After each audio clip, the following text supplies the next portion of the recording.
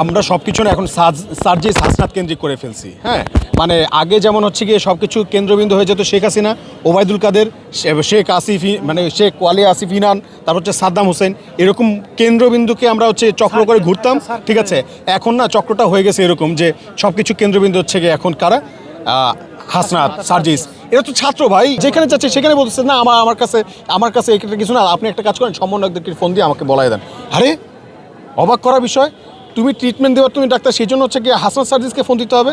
এখন স্টুডেন্ট সার্জিস হাসনাত ভাইয়ের হচ্ছে কি পড়াশোনা শেষ না, এদেরকে এখন স্টুডেন্ট বলছি না। ঠিক আছে, ওকে, স্টুডেন্ট আমি বলছি না, ওদের পড়াশোনা শেষ।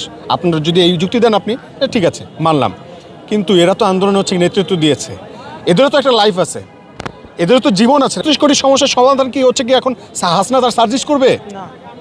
আমাদের প্রত্যেকের দায়িত্বটা ঠিকমতো পালন করতে হবে, কিন্তু আমরা সেটা তো করতেছি না। যেখানে যাচ্ছে সেখানে বলতেছে না আমার কাছে এটা কিছু না, আপনি একটা কাজ করেন, সমন্বয়কদেরকে ফোন দিয়ে আমাকে বলাই দেন।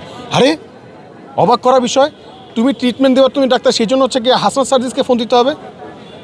তোমার এখানে প্রবলেমস হচ্ছে মানে থানায় অভিযোগ নিবা না, হাসনাত সার্জিসকে ফোন দিতে হবে?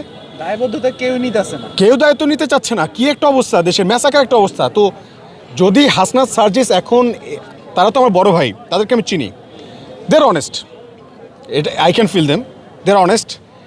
নাহিদ ভাই, বন্ধু আসিফ, মাহফুজ ভাই, আমার কেন যেন মনে হচ্ছে তারাও কোনো না কোনোভাবে একটা লুপের মধ্যে পড়ে গেছে, কোনো একটা ষড়যন্ত্র, কোনো একটা চাল, একটা গ্যাপ কোথাও না কোথাও আছে। আমাদের উচিত যে এখন তাদেরকে ওখান থেকে আগে বের করে নিয়ে আসা, তারপর হচ্ছে মানে প্রশ্নবিদ্ধ করে ওদেরকে হচ্ছে ডাউন করা।